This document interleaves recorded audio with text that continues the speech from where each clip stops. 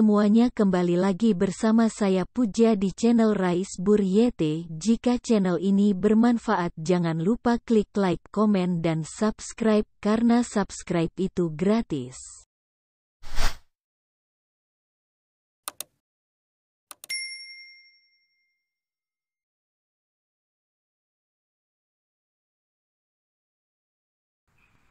Ini kayaknya baru ada yang mau masuk. Oh, yang belum absen silakan absen. Teman-teman yang lain ada pertanyaan nggak? Kalau misalnya nggak ada pertanyaan, Ibu mau akhirin. Nah ini, Dewi Natasha. Mau tanya Ibu, misalkan saya punya online shop tetapi tidak punya modal, itu bagaimana Bu? Nah, Dewi punya online shop, tidak punya modal, tapi Dewi punya goods-nya nggak, punya barang nggak yang akan dijual. Kalau misalnya Dewi punya barang yang akan dijual, sama seperti yang Ibu jelasin tadi, dengan menggunakan internet gitu ya, dengan menggunakan pipes dari networking itu sendiri, kita manfaatkan infrastruktur yang sudah ada, kita bisa melakukan penjualan, pembelian with almost zero capital. Jadi hampir zero tanpa hampir modal yang tidak ada sama sekali atau zero gitu ya. Nah di situ selagi Dewi tadi tidak punya modal, tetapi Dewi bisa menggunakan teknologi itu sendiri, menggunakan katakanlah media sosial gitu ya, untuk menjual barang-barang Dewi, dan Dewi punya goods atau barang yang akan dijual, Ibu rasa tetap bisa selagi Dewi, katakanlah Dewi nggak punya modal nih, tapi Dewi punya baju nih yang mau dijual, goods-nya tadi kan barang ya yang mau dijual. Oke, Dewi bikin akun Instagram, ya kan? Bikin akun Instagram, dijual tuh secara online barang-barang Dewi. Terus Dewi tagin aja siapa dan sebagainya. Oke, kalau misalnya untuk sekarang, kita kan butuh banget tuh influencer untuk nge-boost penjualan kita gitu ya, untuk meningkatkan, mengincrease penjualan kita dengan dia mengupload di sosial media di beliau gitu, dan juga misalnya story-nya dan lain sebagainya gitu ya. Nah tapi kalau misalnya Dewi nggak punya modal, Dewi bisa lakukan itu secara bahasanya itu organik. Nah jadi gini Dewi, pengalaman Ibu juga, Ibu kan memaintain satu media sosial di kantor Ibu namanya Statistik.Jakarta. Jadi sebelumnya itu kalau believe it or not, Dewi percaya apa enggak, pada saat Ibu memimpin dan sebagai koordinator di diseminasi di kantor Ibu itu, follower dari akun Instagram itu Dewi bisa cek ya, namanya Statistik Jakarta. Di situ yang followersnya itu tuh masih 100-an Dewi. Nah secara organik awalnya kan Ibu berpikir sama pimpinan Ibu, Bu ini gimana kita nge-boostnya untuk ini, apakah kita sewa influencer untuk mengenalkan portal kita ini, atau kita membayar ini, kan kalau sekarang tuh Dewi ada yang untuk membeli itu loh, beli followers itu loh istilahnya kan. Nah jadi awalnya kita mau pikir fast track kan, nah tetapi salah satu tim Ibu bilang, di kantor anak buah Ibu bilang, oh Bu kalau Mbak, kalau misalnya kita kayak gitu, berarti kita membangun satu company kita ini secara tidak organik, dia bilang gitu kan. Nah, caranya, strateginya apa yang Ibu lakukan? Ada berbagai strategi yang Ibu lakukan adalah dengan memperbaiki kontennya seperti apa. Nah, makanya Ibu dan tim Ibu membikin banyak banget konten-konten infografis yang menginformasikan kepada halayak ramai, publik gitu ya, tentang data-data yang ada di Jakarta, selagi data-data itu dipublish ya, karena Ibu mengambilnya di yang data.jakarta.go.id tersebut, dan itu Ibu visualisasikan, tim Ibu memvisualisasikan dalam bentuk infografis, terus juga menampilkan video-video yang di-repost dari portal-portal Jakarta, dan juga men-tag, Ibu tagging dinas-dinas terkait yang memang datanya itu emang kita visualisasikan. Contoh nih, misalnya Ibu memvisualisasikan berapa banyak sih rumah susun di DKI Jakarta sendiri gitu. Nah, berarti Ibu men-tagging ke dinas perumahan rakyat. Nah nanti si dinas itu biasanya nge-repost di story-nya atau di postingnya banget, atau misalnya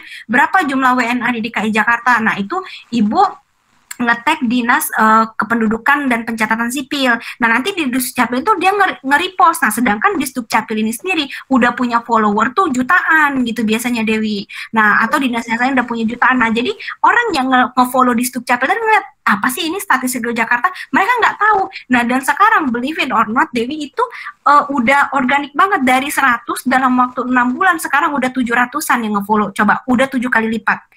Coba, nah tanpa yang kita harus beli followers, tanpa harus bayar buzzer, tanpa harus bayar influencer untuk mengenalkan itu, nah secara organik. Nah, jadi ini pengalaman ibu yang mungkin bisa Dewi gunain kalau misalnya Dewi nggak punya modal, sama kayak company ibu juga, perusahaan ibu juga nggak ada modal untuk membuat apa, memboost apa namanya ini media sosial kita sehingga banyak followernya gitu ya.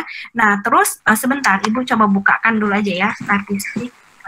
Sebentar, ibu buka dulu ya Instagramnya ya. Sebentar ya Dewi, biar Dewi juga dapat ininya. Sebentar ya. Jendela, ibu tampilin di sini. Nih Dewi, udah 724. Dewi bisa lihat kan sekarang? Nih, dengan cara gimana? Nah, sekarang ibu bikin nih, misalnya ini nih, tawuran ini. Terus ibu tagging nih, apa ini bagian apa ke Kes Bangpol gitu kan. Nah, terus pakai hashtag. Terus nah nanti ini kita tagging nih, kita tag nih. Nih, nanti dari yang dinasnya itu nanti biasanya nambah di story-nya atau apa gitu loh. Nah, bayangin coba dari 100 dan itu dalam waktu 6 bulan udah jadi 700, dan juga ini ibu karena pemerintahan punya, jadi kita bisa mengajukan verify. Nah, kalau verify kan orang lebih percaya gitu, oh verify gitu kan. Nah, ini cara ibu, misalnya contohnya nih, selamat hari pos, ibu bikin nih seperti ini, misalnya nanti ibu tagging ke Pos Indonesia, nanti Pos Indonesia tuh biasanya nge-repost. Nah, coba Dewi bayangin nih, Pos Indonesia udah 126 juta pengikutnya gitu loh.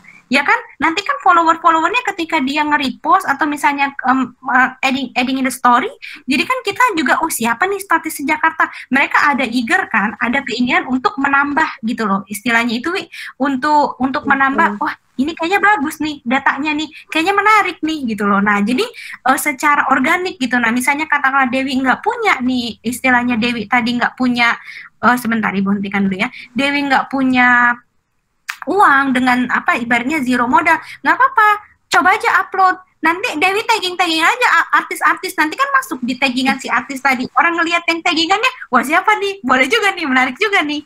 Nah, terus juga ada pengalaman lagi, satu lagi Dewi, kalau Dewi mau lihat adik si pupunya ibu tuh jualan kaos. Nah, namanya itu sebentar, namanya itu apa gitu ya. Nah, cara mereka itu memang mereka ada modal lah, mereka itu menyewa influencer di Palembang untuk itu apa iniin mereka, tapi kan mereka ada modal gitu loh Dewi, dan itu cukup bayar mahal mereka untuk itu, tapi untuk mengebus jualan kaosnya mereka gitu loh. Nah, tapi kalau misalnya Dewi nggak punya modal, ya ibu bilang tadi, ya udah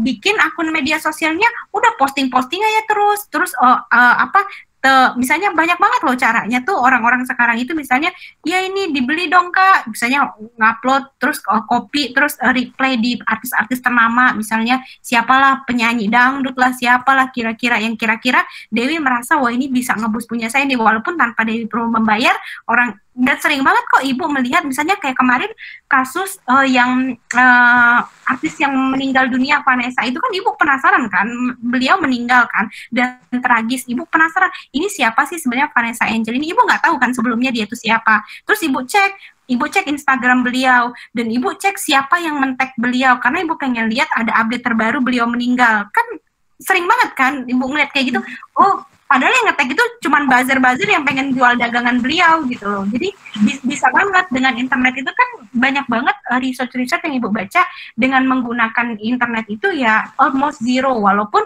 secara nggak langsung Dewi tetap bayar kuota internet gitu kan, tetap Dewi tetap mengeluarkan uang, tapi kan kuota internet itu tidak serta-merta Dewi gunakan untuk berjualan, tapi kan bisa Dewi gunakan untuk teleponan, berkomunikasi dengan keluarga, teman, dan lain sebagainya. Jadi makanya banyak sekali para peneliti itu mengatakan bahwasanya using the internet, we are going to sell our product with zero money, zero value, tapi kita akan mendapatkan value yang lebih gitu loh.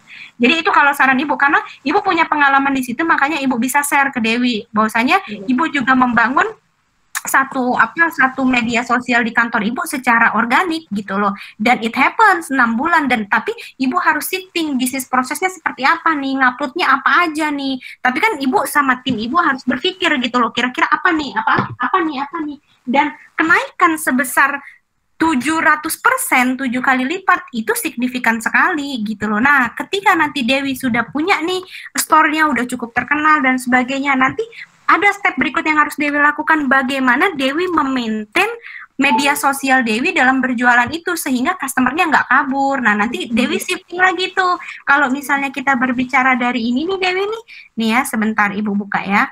Nah, di sini, nah, di sini kan bisnis model, Dewi ciptakan nih bisnis modelnya, nanti nguploadnya itu ada juga timingnya Dewi, timingnya jam berapa, nah itu dilihat kalau misalnya, kalau Ibu di kantor pakai Creator Studio, jadi nanti tahu umurnya berapa sampai berapa, yang suka ngelihat, yang nge-archive berapa, terus juga yang suka nge-like itu kapan, yang melihatnya berapa, dan nanti dari situ Dewi evaluasi dari bisnis modelnya itu, nanti value-nya edit, ditambahkan value-nya, setelah itu nanti ada performance evaluation, terus nanti secara objektif Dewi menilai apakah ini udah oke nih, udah sampai sini aja, apakah Dewi mau ekspansi lagi, mau pembesaran lagi, lebaran lagi, melakukan transformasi lagi dan sebagainya, terus akan berputar terus sampai Dewi merasa oke nih, bisnis saya udah cukup nih, sampai sini udah keren nih, udah oke gitu loh.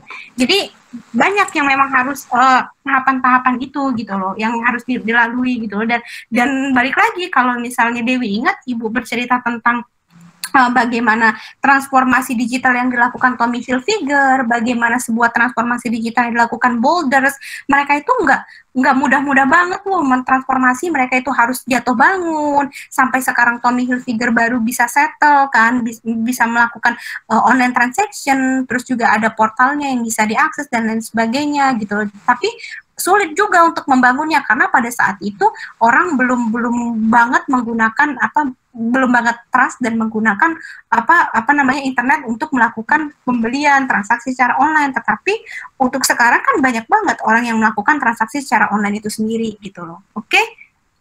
Maaf ya Dewi ya, kayaknya pertanyaan Dewi dikit tapi Ibu jawabnya lama banget karena Ibu bercerita paham gitu. Oke? Nih, siapa lagi nih yang mau nanya nih? Ini Leo lagi nih mau nanya. Oke, Dewi paham? Paham. Oke. Oh, ini Puja. Ntar, ini 37 dulu ya.